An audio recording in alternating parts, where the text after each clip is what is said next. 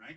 But it was enough to let her know that history matters and that the things that she sees didn't just happen, that they're the result of certain policies. Because here's what's interesting about that area that we now like to call the ghetto. The reality is the ghetto was created, and public housing in particular was created not for poor black people.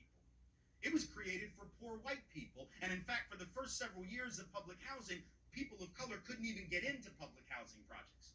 They were essentially segregated by race. Only poor white folks could even live there. And then what happened is the government created some new programs under the FHA program, the VA loan program, later on the GI Bill program, which allowed those same white folks who had been poor and struggling to leave public housing and to leave urban areas and to hustle it out to the suburbs where only we could live, or to the smaller towns where only we were going to be welcome. So what's interesting is that the hood became the hood because only people of color now were allowed to live there.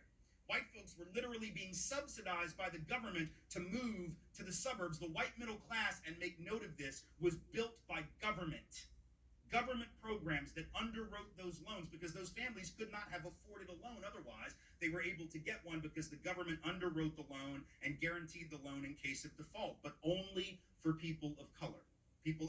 Only for white folks. People of color, by and large, couldn't get in on any of that. So white folks were able to move, people of color were not.